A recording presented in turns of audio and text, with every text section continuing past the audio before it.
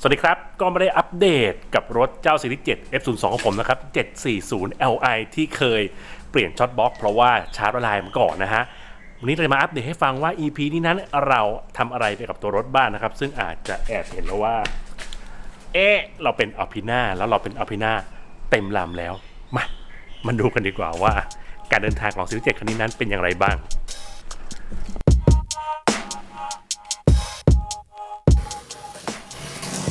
มาแล้วลินน่าอัลพิน่าส่งจากเยอรมันนี่ใช่ปะเฮ้ยอะไรเอ่ยเป็นอุปกรณ์ติดตั้งเฮ้ยมาแบบครบเลยอ่ะนี่อัลพิน่าแท้นี่ข้างหลังจะเป็นตัวขายึดครับเป็นกิ๊บต่างๆก็อันนี้เป็นพัมเมอร์ครับท่านเป็นพัมเมอร์อัลพิน่ามาดูพระเอกของเราดีกว่าว่าลินน่าที่รอคอยมาอย่างยาวนานเลยราคา 80,000 กว่าบาทนั้นจะเป็นยังไงบ้าง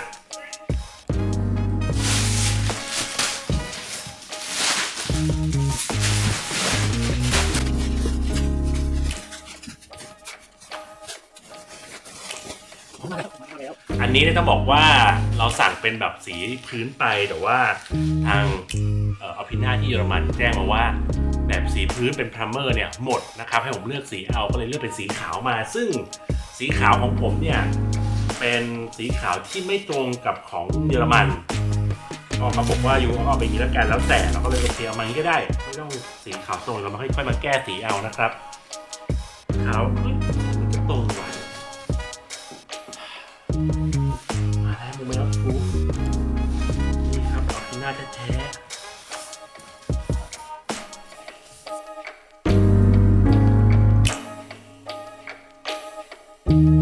ก็มีเล็กๆอีก1ชิ้นนะฮะเดี๋ยวแกะดูว่ามันคืออะไรน่าจะเป็นตะแกรงหน้าเนาะน่าจะเป็นตะแกรงหน้าของอัลพิน่าแกะมาแล้วนะครับจะเป็นตัวช่องกระจังหน้าใต้ตัวลิ้นหน้านะครับทั้งซ้ายและขวาจะมีทั้งหมด3ช่องฮะข้างๆของเล็กๆกับตรงกลางยาวๆนี่แหละครับจะเป็น3ชิ้นที่เขาให้มาด้วยมาแบบครบๆเลยจ้ะเดี๋ยวลองใส่ดูเป็นยังไงบ้างหล่อไม่หล่อแค่ไหนสำหรับลิ้นหน้าเนี่ยผมไปรบกวนให้ทาง Aeroform นะครับหรือว่า BM Option ในชื่อเก่าเนี่ยที่ประชาชื่นช่วยเป็นธุระติดตั้งให้นะครับโดยเราเสียค่าบริการไปเหตุผลที่จะต้องไปจ้างเขาติดเนี่ยเพราะว่ามันไม่ได้ติดง่ายครับจะต้องเป็นคนที่ติดเป็นเนื่องจากเราจะต้องตัดชายกันชนด้านล่างออกไม่อย่างนั้นเราจะใส่ชุดพาร์ทอัลพิน่าแท้ไม่ได้นะฮะต้องเรียนอย่างนี้ครับตอนแรกที่ผมได้ของมาเนี่ยผมก็เห่อมากเอาไปทาบที่ตัวรถเลยทาบเสร็จตกใจเลยชิปโป่งก็นี่มันใส่ไม่เข้าครับวินาทีแรกคือแบบเฮ้ยหรือว่าสั่งผิดพาร์ทนัมเบอร์มาอีกแล้ววะถ้าเกิดใครจำได้ครับผมเคยสั่งตัวลิ้นหน้ามาจาก eBay เขาแจ้งว่าเป็นของ F02 แต่พอส่งมาเนี่ยกลายเป็นของซีรีส์7ตัวใหม่ G12มันเลยใส่ไม่ได้นะตอนนั้นก็เลยทำคลิปขายไปแล้วก็ยังขายไม่ได้ครับใครที่เป็น G12 อยู่อยากได้ลิ้นหน้าอัลพิน่าแท้นะครับติดต่อมาซื้อได้นะครับ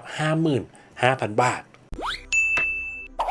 ในส่วนของอันนี้พอเราทาบไม่ได้ปุ๊บเราแวบแรกตกใจโดนหลอกอีกแล้ววะก็เลยวิ่งกลับเข้ามาแล้วก็เช็คพาร์ทนัมเบอร์แล้วก็เสิร์ชในอินเทอร์เน็ตมันก็ถูกเบอร์นี่หว่าเล็งไปเล็งมาแล้วเนี่ยเห็นว่ามันจะมีช่องลมด้านหน้าเนี่ยทั้ง3ช่องมันจะมีช่องที่ยื่นเข้าไปด้านในไอ้ที่มันยื่นเข้าไปข้างในนะครับมันไปติดขอบชายกันชนล่างจัดการยกหูหาคุณโบแกก็บอกว่าเนี่ยคุณบอยแจ้งว่ามันจะต้องตัดชายล่างทิ้งนะคุณอาร์ตเอายังไงดีซึ่งแบบนี้หมายความว่าเคยติดตั้งมาแล้วและอาจจะมีแมนนวลและสเปคอยู่นะครับต้องบอกว่าผมได้อันนี้มาเนี่ยแมนนวลไม่ได้มาผมอีเมลตามกลับไปที่เยอรมันแต่กว่าแมนนวลจะมาเนี่ยผมคุยกับทาง Aeroform แล้วแกมีแมนนวลอยู่ก็เลยขับรถพุ่งตรงไปที่ Aeroform ให้เขาติดตั้งให้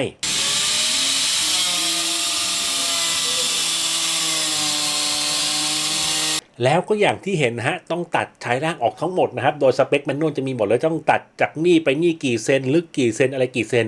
ตามสเปคล้วนๆและตอนต้นคลิปจะเห็นว่าเราแกะกล่องสปอยเลอร์แท้ออกมาเนี่ยมันจะมีตัวขาตัว U ขาตัว C มาให้พวกนั้นเนี่ยเป็นตัวรับเบ้าต่างๆของลิ้นหน้าเพื่อให้รับกับตัวกันชนเดิมเกือบทุกตำแหน่ง แต่แอบเมาส์ว่ามาไม่ครบด้วยนะทาง Aeroform เนี่ยจะต้องใช้เหล็กรูมาพับแล้วก็ยึดให้ผมได้ทรงที่ถูกต้องก็เรียกว่าขนาดเบิกของแท้มากิฟแท้ทุกอย่างยังไม่พอใช้ครับแต่ยังดีครับที่เราไปติดตั้งกับร้านที่มีประสบการณ์ก็จะติดตั้งออกมาได้สวยงาม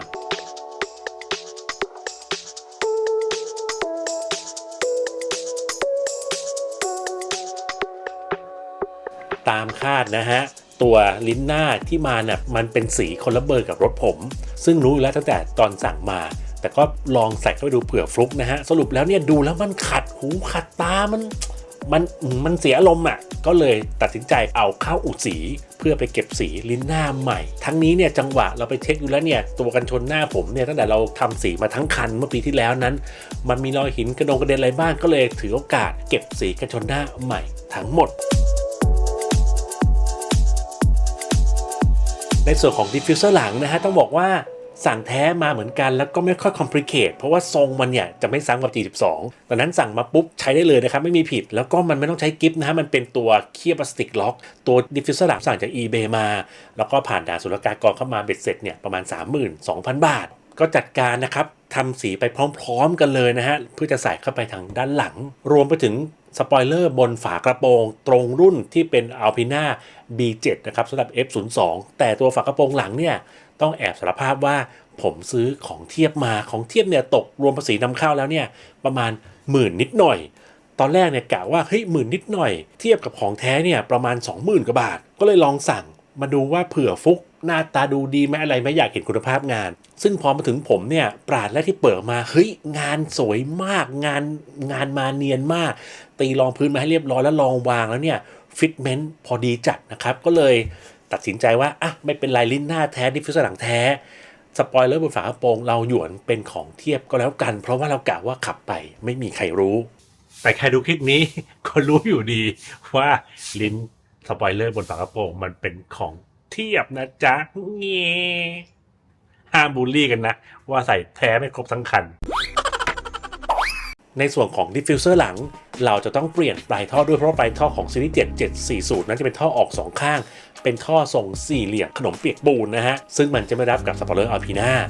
ก็จริงๆท่อนี่ผมทำตั้งแต่สมัยให้หวก4251 Header ยังไม่ปิดกิจการนะฮะก็ไปทำไว้ที่แกพร้อมกับทำวาล์วที่เราเคยมาให้ฟังเราไปทำวาล์วเปิดปิดมาออกเป็นสเตรทป้ายได้เสียงที่กระหึ่มและให้หวกอย่างน่ารักมากแกกลัวว่าเสียงมันจะไม่ผู้ดีตรงปลายท่อแกใส่ตัวกรองเสียงให้ด้วยให้เสียงมันดูทุ้มดูแน่น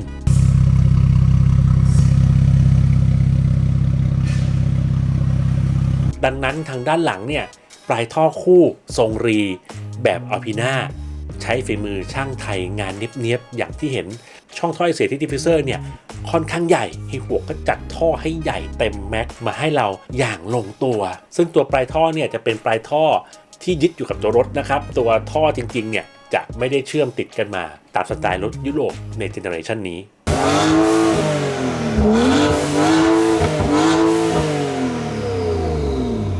พอพูดถึงของปลอมนะฮะเล่าย้อนนิดนึง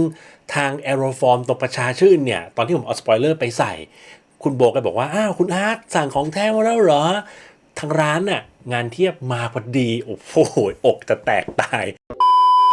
ก็เลยขอของเทียบเขามาดูฮะงานเทียบต้องบอกว่าจุดเด่นจุดแรกที่เราเจอกับงานเทียบคือกันชนเดิมไม่ต้องตัดสามารถวางประกบไปได้เลยเพราะว่าไอช่องลม3ช่องที่ลิ้นหน้านั้นเขาไม่ได้ลึกเข้าไปครับก็เป็นช่องตื้นๆและเป็นตะแกรงใส่ทำให้ไม่ต้องตัดกันชนส่วนทรงส่วนมิตินั้นเพื่อนๆดูในคลิปเลยครับว่ามิติมันโอเคหรือไม่เพื่อนๆชอบหรือเปล่างานแท้ลิ้นหน้าชิ้นเดียวนี้นั้นผมโดนไปเนี่ย 80,000 กว่าบาทในขณะที่ลิ้นหน้าของ Aeroform เป็นงานเทียบแบบไม่มีโลโก้Alpinaนะครับเป็นแค่ทรงคล้ายAlpinaนั้นราคา 11,900 บาทยังไม่รวมค่าทำสีใครสนใจก็ติดต่อทาง Aeroform กันได้เองโดยตรงนะฮะสปอยเลอร์ใส่ครบเต็มลำท่อพร้อมแล้วนะครับพื้นผิวแน่นอนครับตั้งแต่ปีที่แล้วนั้นเราอย่างไม่ได้เคลือบแก้วครับก็เหมือนเคยครับเอารถไปที่บีคลีนกรุงเทพกีฬาจัดการเคลือบแก้วเต็มระบบ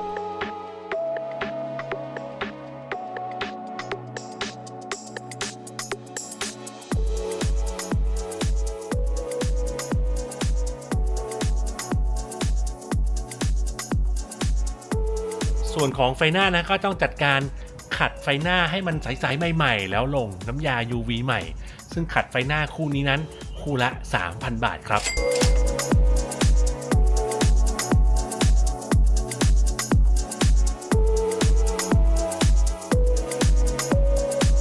ล้ออพิน่าแล้วสปอยล์รอบคันอพิน่าแท้แล้วลดเงาแล้วนะฮะปิดจบด้วยการคาดทองฮะผมก็ไปสั่งสติกเกอร์จากในกลุ่มอพิน่าคลับออฟไทยแลนด์นะครับแล้วก็จ้างให้เขามาติดตั้งให้โดยยืมสถานที่ที่บีคลีนในห้องเคลือบแก้วนั่นแหละครับจัดการคาดสติกเกอร์อพิน่าสีทองรอบคัน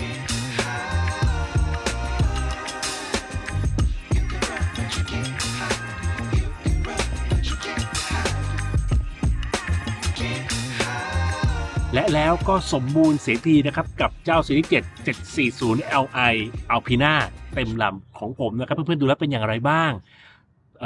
ผมพอจะได้ไอเดียว่าพาร์ท Alpina รอบคันนั้นลิ้นหน้า 80,000 กว่าดิฟฟิวเซอร์หลัง 30,000 กว่าตัวสปอยเลอร์หลังบนฝากระโปรงนั้นแท้ๆนะครับ 20,000 กว่าอันนี้ผมเป็นงานเทียบ10,000 กว่าบาทเบ็ดเสร็จจบออกมาเนี่ย100,000 กว่าบาทยังไม่รวมกับปลายท่อคู่จาก4.1 Header รวมถึงตัววาล์วเปิดปิดอีก 40,000 กว่าบาทดังนั้นคันนี้นั้นจบอภินาเต็มลำไปเนี่ยตีกลมๆประมาณ160,000 กว่ายังไม่รวมล้อคงพอได้เด็กกับเพื่อนๆที่คิดว่าให้ PF02 อยู่อยากจะได้อภินาแท้ๆสักคันหนึ่งมาวิ่งเล่นบนถนนเมืองไทยที่ต้องบอกว่าบ้านเรานั้น F02 ตัว LCI นะครับที่เป็นพาร์ทแท้เต็มระบบแทบนับคันได้ส่วนแท้ไม่แท้นั้นดูอย่างไรได้บ้างนะครับต้องบอกอย่างนี้ฮะส่วนมากเนี่ยด้านหน้าที่ผมเห็นในตลาดเนี่ยจะเป็นแท้ซะเยอะแต่ที่จะไม่แท้และตกม้าตายนั้น1คือตัวสปอยเลอร์บนฝากระโปรงที่มาผิดทรงนะของผมมาพาร์ทเทียมแต่ว่าผมมาทรงถูกแต่ตัวที่เห็นเนี่ยมันจะทรงผิดมันจะไม่ใช่ทรงนี้รวมไปถึงดิฟฟิวเซอร์หลังเนี่ยส่วนมากเขาจะไม่ค่อยใส่กันทำไมไม่รู้ส่วนมากจะใส่เป็นท่อคู่2ข้างเหมือน740 สแตนดาร์ดใครที่เป็น730มาแปลก็จะไปใส่เป็นท่อคู่ก็ซื้อเฉพาะดิฟฟิวเซอร์ของพวก740 750มาใส่ดิฟฟิวเซอร์ทรงนี้นั้นในตลาดนับคันได้ครับ